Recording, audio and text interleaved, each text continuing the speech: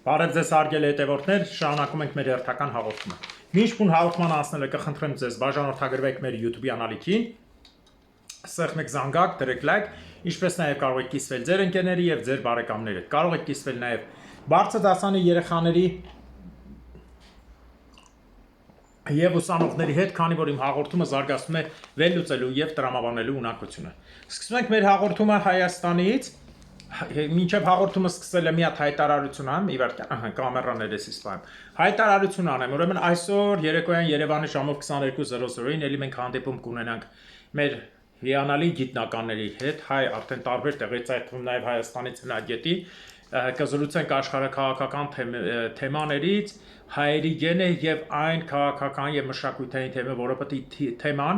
որը պիտի դրվի հայ ազգի մեջ, որտեղ մենակ ասելով չի, պիտի մշակութային եւ քաղաքական ոգին դրվի իմացությանը, որ հայ իմանա ինքը ով է, որից հետո կարողանա մնացած գործերը անել։ Հերթով սկսենք։ Ուրեմն այսօր նայեցի ազգային ժողովում գլխավոր դատախազ Տիկին Աննա Վարդապետյանը ասում է, որ մենք կոռուպցիայի դեմ պայքարում ենք եւ Ռոբերտ Քոչանից ստանալու ենք փողերը։ Ընդհանուր առմամբ նրա թված փողերը 200 միլիոն ստե 260 միլիոն ռուբլի ստե 2 միլիոն դոլար ստե 1.5 միլիոն դոլար ստե 590,000 դոլար ստե եւ տուն հաշվեց եղավ ընդամենը 992 թե 3 միլիոն ես փող հաշվեցի։ Թող հաշվենք 100 միլիոն։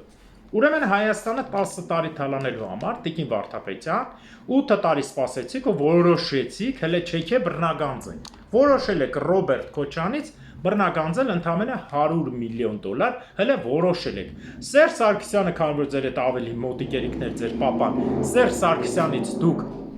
բռնագանձելու եք 1 միլիոն դոլարին էլ էտել ճարիք, Ռոբերտ Քոչանից 100 միլիոն դոլար, այսինքն 14-15 բնակարան Հյուսիսային պողոտայի որևէ շենքում։ Ուրեմն Ռոբերտ Քոչյանի ես մի հանքի դեպքով ներկայացրել է միայն չգրանցված ոսկին եւ փիրուզը 32 միլիարդ դոլար։ Արցախի ոսկու հանքերը, Հայաստանի ոսկու հանքերը, Հայաստանի ուրանի, պղնձի, հələ ես Ալավերդի, որ փոքր հանքերից մեկն է, հələ ես դրա պղնձի ու մոլիբդենի գողությունը չեմ ներկայացրել։ Ներկայացրել եմ ոսկին եւ փիրուզը։ Բա որ ներկայացնեմ դրանք 160-170 միլիարդ հանձնելու է։ Ոնց եք դուք այդ հարցին նայում։ Ու Քոչարյանին էլ հələ փորձում եք ասել, որ 100 միլիոն, դուք ուրախացնում եք այդ մարդուն։ Ես ասել եմ, Ուենորն է մի հատ գյուղացի տղա էր, չեմ էլ հիշում։ Լավ ասեց, ամեն Հայաստանի քաղաքացու մի շաբաթ տվեք վարչապետ, թո դառնա միլիոնատեր, ժողովուրդն է երջանիկ կլինի, բոլորն է գող կլեն, հերթով մի շաբաթ տոնստե։ Հիմա նույնը էսա։ 10 տարի նախագահ եղած մինչև այսօր բիզնեսները միլիարդների մեջ 22 տուն էսի, մաքսիմում 100 միլիոն դոլար եք վերցնում, բայց այդ ինչի Ծառուկյան Գագոյից գանձում եք 1 միլիարդ դոլարի հայտ եք ներկայացրել, 1 միլիարդ։ Ուրեմն Ծառուկյան Գագոն Քոչարյան Ռոբերտից հարուստ է, բա Սիրուշո, դու էլ ունես ըստ պետության գրանցածի 100 միլիոն դոլար, 100 միլիոն։ Դու դոլար ունես, ասում ես ես վարձով եմ մնում, ես տուն չունեմ ապրելու, հա? 22 տուն ընդե, 50 տուն ընդե, 15-տեսի Toyota SS, ընդհանուր հաշվեցինք 100 միլիոն, դու ասում ես վարձով եմ մնում։ Այս հենց է ժողովուրդ ջան, ես չեմ ուզում ոչ մի առավել բառ ասել, որտեղ արդեն հոգնել եմ սրանց ասելով։ Մի բան հիշեցնեմ, որ միայն 82 միլիոն offshore-ում գրանցվել էր Կարեն Ճշմարիտյանի անունով, ու այդ փողը ֆրցրել էին, բերել էին, դրել էին միայն Golden Palace-ի մեջ։ 82 միլիոն, բա այդ 82 միլիոն Golden Palace մյուս, այս բոլոր իրար այդ Քոչանը սենց սուրբ 100 միլիոն փողատար է, 100 միլիոն, 200 միլիոն վերցրել էր բանից,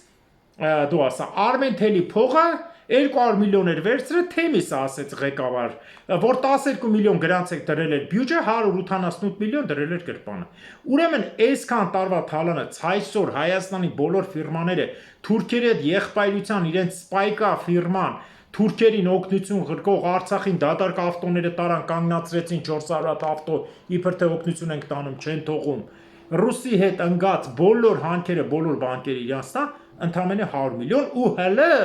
դեռ չի տվել, դուք հələ նոր հայտ եք ներկաս ու դա համարում եք կոռուպցիայի դեմ պայքար, ձեր կոռուպցիայի դեմ պայքարը տեսանք, խայտարակություն, ասում եմ մի հատ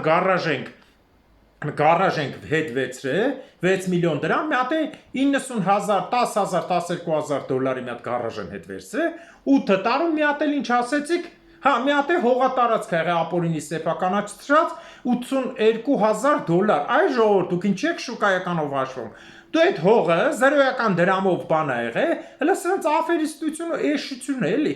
0-ական դրամով, այդ շուկայականով, ասենք ես եղել եմ կադաստրի պետ կամ քաղաքապետ, իմ բարեկամին հետ 0-ական դրամով կամ ֆոնդից ամենաէժան թվով բան եմ արել, սրանք իբր հետ են բերել, ամենաբարձր ծախվով գնով հասնում են, թե կոռուպցիայի դեմ պայքարել ենք։ Բաբր կոռուպցիայի դեմ պայքարել եք, բա Սարգսյան Արտակի փողերը կոռուպցիայի դեմ պայքարած Ռոբերտ Քոչյանի բանկով ամիսներով պահին, հետ ուղարկեցին իրանց տոկոսը, իրենց ամեն ինչը պայն չտվին։ Բաբր կոռուպցիայի դեմ պայքարում եք, բերեք ցույց տվեք Սարգսյան Արտակի հանդեպ գործող որևէ մի հանցագործություն, ցույց տվեք, ապացուցեք, իմիջիայլոց մենք դիմել ենք քննչական կոմիտեի ապօրինի գործողության համար, այսքանի օրը պիտի դատախազությունը հայտարարություն տա, որտեղ ապօրինի գործողություն է։ Մարդուն ձերբակալել են, պետք է հանեն, ասում է, էլի պետք է քննվի ինչ որ հանգամանքներ, ինչ հանգամանքներ դուրս բերվի։ Եթե դուք մարդուն մի տարիա կալանքի մեջ էր կիսակալանք եք սարքել, վրեն հանցագործություն չեք գտել։ Ոնց եք փորձում մի հատ էլ հանցագործություն գտնել վրեն։ Սենց բան որտե՞ղ է գրած։ Մարդուն մի տարիա փայդեն բան վրեն հանցագործություն չեն գտել։ Մալը հանգամանքներ կա, պետք է ճշտեմ ասել։ Ինչ ես անելու։ Քնչականի պետ, ես քեզ ասեցի, նոր նշանակած այդ քնչական խմբի ղեկավար։ Ես քեզ ասեցի, չէ՞ ինչ անելու, գոր լայնականցի։ Ասեցի, որ քեզնից առաջ են Շահմանդարյաներ, Ինչանդարյաներ։ Տեսար ոնց հանին գցին դուս օգտագործին։ Հաջորդը քեզ է սպասում, բայց ավելի բետար մի արա պետական այդ պատվեր, մի գնա այդ հարցին։ Տեսելի եմ կրկնում Գովաշի Մասիս Մելքոնյանը դրեց անաչառ դատական գործով, թե ձեր արածը ոչ մի բանը ճիշտ չինես, որ գնացեք աշխատեք։ Մարդը գիտի աբակայում ինչա գալու գլխներին։ Դու խես գնաց է դրա տակ, հիմա էլ քեզ են հանելու գցեն դուս որպես օգտագործված։ Ընդհանրապես հեռաստեն այդքան տարի կերել ես, ես ներկայացրեցի քո ափշորը, բա տիկին դատախազ Աննա Վարդապետյանը ինչի՞ չեք ներկայացնում, այդ մարդու մասին արդեն գրված է ափշորը, որ ինքը ոչ մեքենա է գրած, ոչ տուն է գրանցված է, որ մենակ է ապրում, տարին ստանում է 3 միլիոն, բայց 12 հատ մարդ է հետը պահում, մի անգամից է 3.5 միլիոնանոց ավտո է առնում, բա այդ որտից ալը։ Թողնենք ձեր հայեցողությանը, դուք գնացեք այստեղ։ Քոչարյանի փողերը, բա որ այդքան բարձրաձայնում եք, ինչի լրիվ չեք ասում, հա։ Արտակի վրա էլ եք գրում Հայաստանի ամենահարուստ մարդն է։ Հա, Հայաստանի ամենահարուստ մարդն է։ 93 թվին Հայաստան չի ապրել։ Հարստացման միջոցները դուք որևէ դատական թուղթ ունեք, չէ։ Դիմել եք աֆրիկական դատարանին, հա։ Պատասխան եկել է, չէ։ Ասել են չկա։ Իրա վրա ոչ մի հանցագործություն չկա։ Դիմել եք Ինտերպոլին, այո, Ինտերպոլից պատասխան եկել է, չէ։ Ասել են հանցագործություն չկա։ Որտեղ դիմել եք չկա, բա ինչ հիմունքով եք, դուք այդ մարդուն ձերբակալած պահում ու միջոցները, այդ ձեր Քոչյանը, որ ձեր հետ չի, միջոցները Արտակ Սարգսյանի, ձերբակալած եք պահում, քարտերը ձեր մոտ, այդ մարդ ինչով պետք է ապրի։ Հայաստանի բիզնեսները փակել եք, դրսից եկող փողը փակել եք։ Հարց. ինչով է ապրելու այդ մարդը։ Կուսակցությունա բաց է, վաղը այսօր ասել եք, չէ, կուսակցության փողը չի տվել, չի տվել, ինչի տվել չեն անի։ Զգում եք, որ փտածությունը ձեր մեջ վերևից ներքև է։ Դե թո ձեզնից մեկը, Տիկին Աննա Վարդապետյան, հելեք մի հատ հայտարարություն արեք բանկերի վրա։ Քոչյանի բանկի վրա հայտարարություն արեք, որ ինչ հիմունքով չես թույլ տալիս Արտակ Սարգսյանի փողը գա։ Ու հələ կարաս անես Քոչյանի դեմ։ Ոնց որ այն օրը Ալեն Սիմոնյանը քոչյանական դեպուտատի հետ խոսքակռիվ տվեց այն Աննա Վարդանյանը, ինչա չեմ էլ հիշում, տեսակ, ինչ պատասխան տվեց, այդտեղը հելը հասել ես այդտեղ դու չգիտես ում հետ ես խոսում, Ալենը խելոքացավ, ուլի պես լապուխները կախես նստավ տեղը, ճիշտ է։ Ճիշտ է։ Բա հիմի հաջորդ հարցն եմ ասում, դուրս է եկել այսօր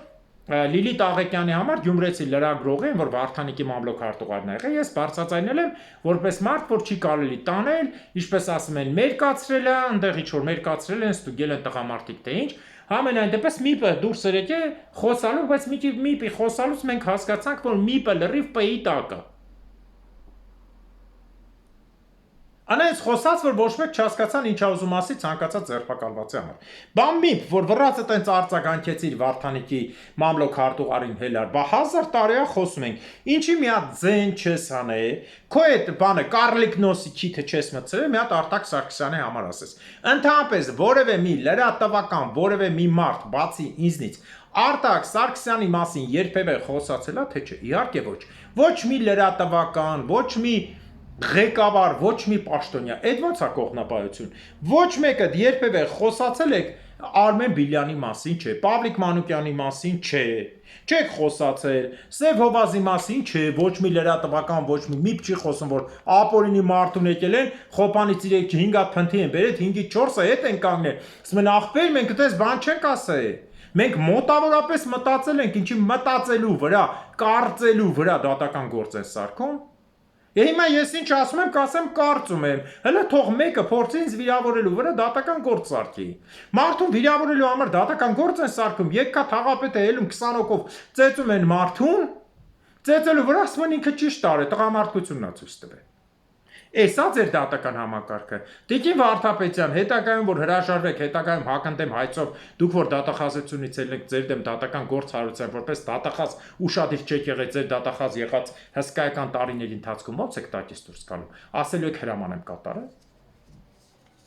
Բա դուք դատախազ եք, դուք Եվրոպա գնում եք, մենք եվրոպական ենք ազատենք։ Ինչի համար եք դուք ձեզ ազատ համարում։ Որն է ձեր ազատությունը։ Բերդում նստած են այսօր, ձեն չեք անում, կամ կիսա բռնված, Արտակ Սարգսյան, բրասլետը ձեռը։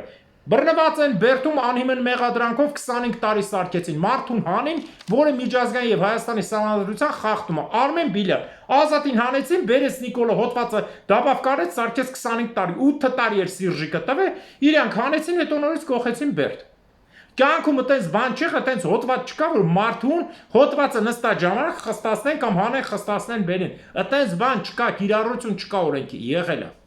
Ոչինչ, այդ հարցը ես չեմ ասի, այդ հարցը բավական գաղտնի կթողնենք, մի գեղեցիկ օր բլթալեն կտեսնեք, այնքան մարդ կգա մոտներդ տարբեր երկրներից, որ դուք դառնալու եք նույն դատվողը։ Մյուս հարցը նույն ձև, Պավլիկի հարցը, Պավլիկը կիսազատության մեջ է։ Հայտնի է ինչի է կիսազատության մեջ, այդ մասին չեմ ուզում բարձրացնեմ, այսինքն ազատ ոնց որ բանը լինի, ազատ Բերթա, ոչ թե Արմենի պես լրիվ փակվածը։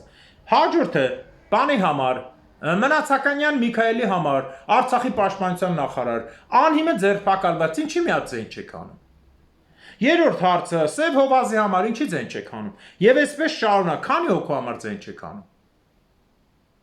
Սենց եք դուք մի ղեկավար, այն է դատախազ, Տիկին Վարդապետյան, զգում եք, որ ձեր վրա են ֆրցնում։ Ձեր դրած բոլոր այս կանացի խումբը, որ Նիկոլը դրել է, քանի որ տղամարդկանց վրա ինքը դժվար է ինքնահաստատում, գորգռա ինչ ուզում անի, դեղանի, այն օր երևաց, որ դեղը ուշեր արե, խմի եւ այլն ինչ ուզում անի,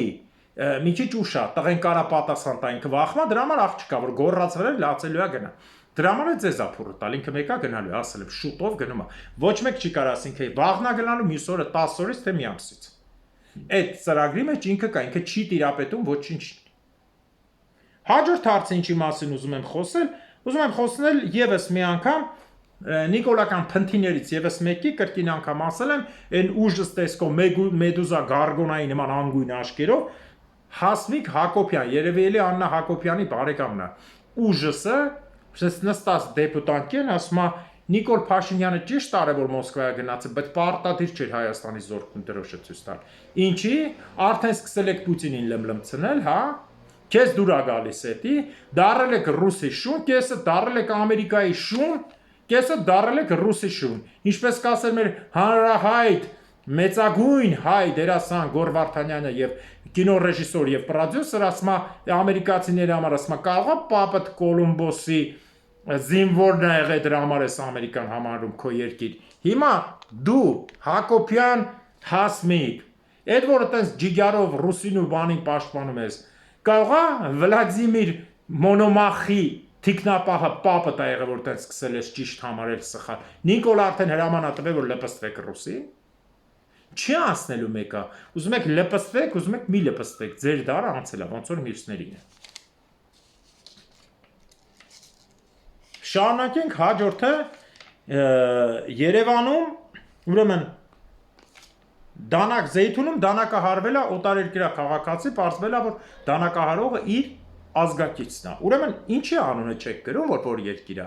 Պակիստան կլինի ժողովուրդը կելնի դեմերը, հնդիկի մի հատ անուն եք գրել ու վերջի տառը, ինչի ազգանունը չեք գրում, ոստիկանություն, Արփինե Սարգսյան, ինչի ես պահում, որ ձեզ չմեղադրեն թուրք կամ պակիստանցի Հայաստանում իրար դանակահարությամբ, մեկ մեղադրելու ենք։ Ձեր Արսեն Թորոսյանը լրբի զավակը ջուդի Հայաստանի նշանակած ռուսական շպիոնը, որ ասում էր պետք է լսնենք։ Էսա էլ երկու շաբաթվա մեջ քանի հնդիկ ու պակիստանցի են իրար դանակահարում։ Հա, այս է որերորդ հանցագործությունն է։ Այտենց մասը եք ուզում լցրեք, չի ստացվի։ Ձեզ էլ հետ եք խփել կտանք եթե։ Հենց այդ մասը։ Անցնենք հաջորդ հարցին, դանակահարությունը Եղեգիսում, Վայքի մարզի Եղեգիսում ասացին, որ դանակահարություն եղել է մի պատճառով, ուրեմն դանակահարվել է հայրը, աղջկա, ում մի հատ 22 տարեկան տղա իր աղջկա նկարները TikTok-ով տարածել է։ Մյուսն ասում է մի հատ է դանակահարություն ա եղել բանակում եղբորը ծեծելու համար Վայքում։ Վայք, կրիմինալ հեչ այդքան աչքի չես ընկե կրիմինալով, էսի չա կատարվում։ Դարել ես Վանաձորը Ճաճոյի Էդոյի տղու Ճաճոյի տղու դրանց ժամանակ։ Այս Վայքի ոստիկանապետի ինչ ընդամենը 59000 բնակչություն ունես։ Երևանի ամենափոքր թաղից փուճուր բնակչություն ունես։ Այդ ինչա որ չեք կարողանում երկու հարց երկու օրվա մեջ երկու ծեծ ու դանակահարություն լինի։ Որտեղ եք նայում։ Վայքի մարզպետն ով է, մի հատ էլի վաղը կքնենք տեսնենք ով է, ինչերի տակով անց է, ոնց աստ է, ոստիկանապետ եւ մյուսները։ Չեք ամաչում, բայց այդ մարզում սես բաներ ալ, նո։ Չեք կարող դուք ժամանակին տիրություն անեք։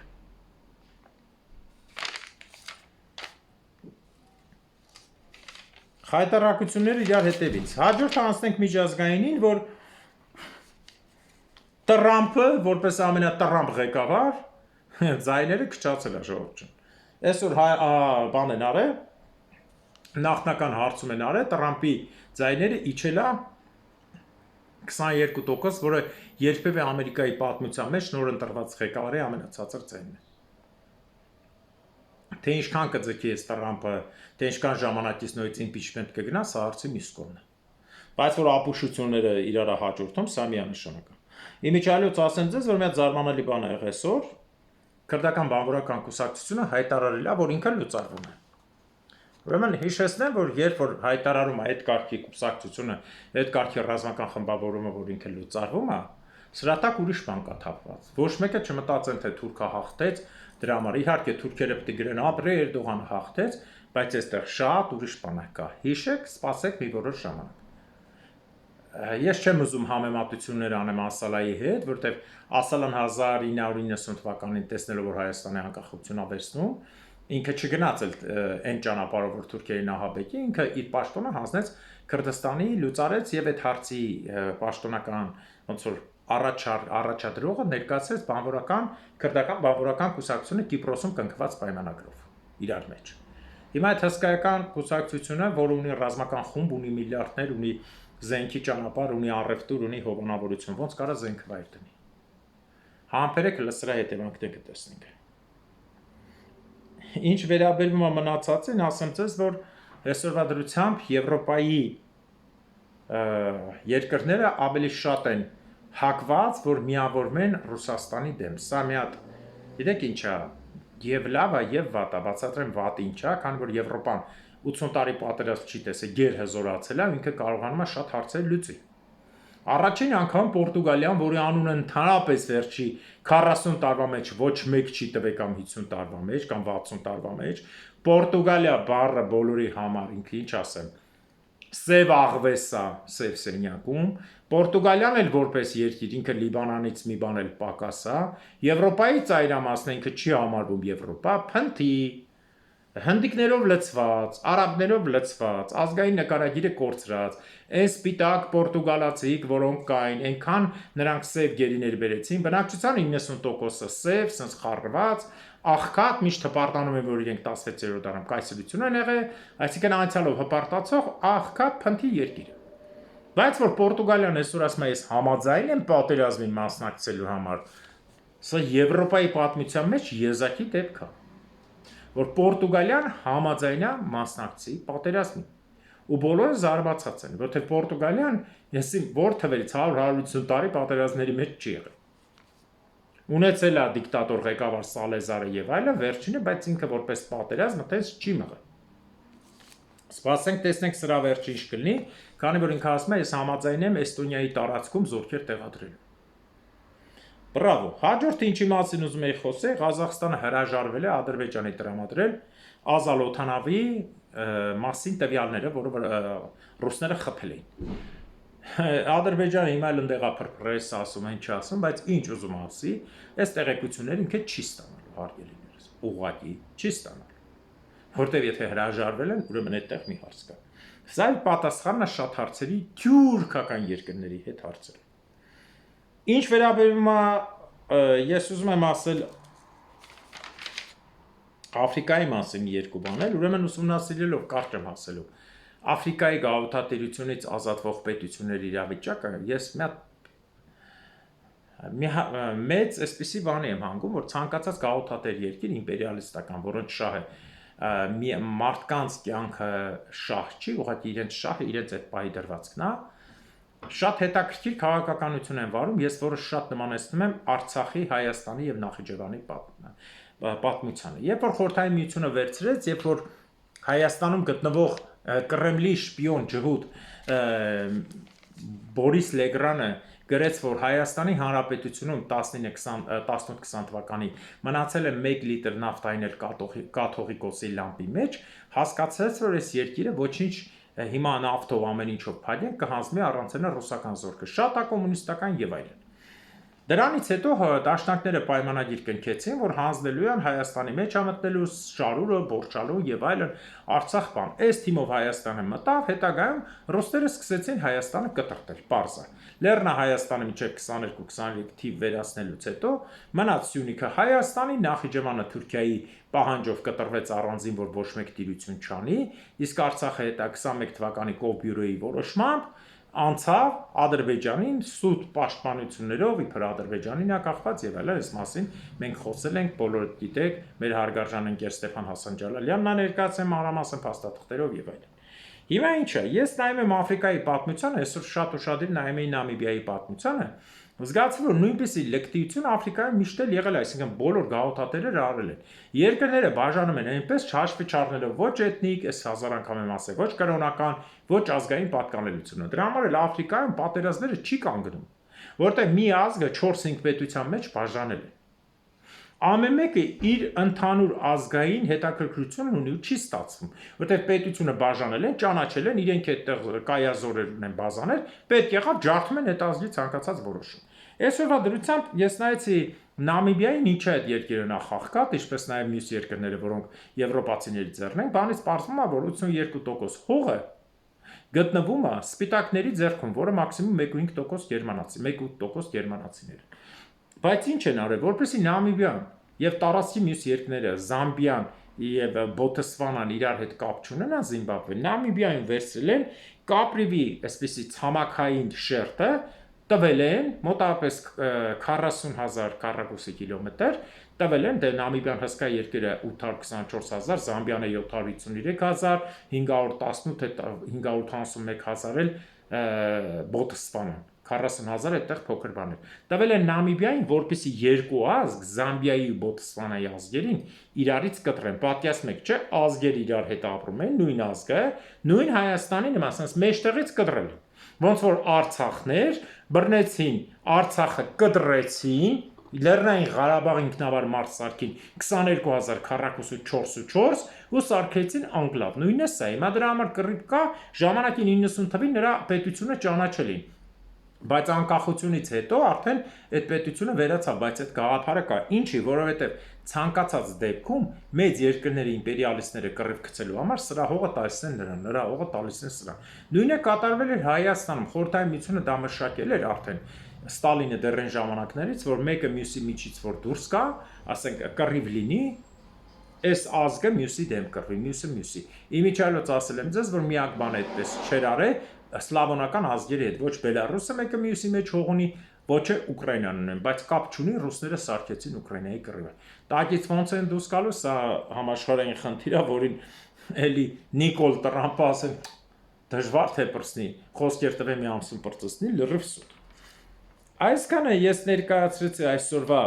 միջազգայինը եւ կխոսեմ մի փոքր նաեւ հայկական համայնքի մասին Հնդկաստանի։ Նախ ասեմ ձեզ, երեկ էլ ենք խոսել, ուղղակի չեմ ուզում այսօր շատ խոսեմ, քանի որ երեկոյան հարցեր այդ վերաբերյալ կտամ։ Հայերի մեջ ես միշտ եմ ասել, West Indian ընկերություն, հայերը Հնդկաստանում, որոնք եղել են մեծ մողոլների ամենասիրած մարդիկ, զոկերը, որ աշխարհի տերերն են եղել, Զեմյուրնիայի բանկի տերերը Օսմանյան պետության տերերն են եղել։ Ոնց է լինում, որ հայերը ունենալով Երեք Գյուլբեկյանը աշխարհի աշխարհակալ փողեր եւ աշխարհակալ զենք ու պետություններին իշխելով չեն կարողանում Հայաստան ստեղծել։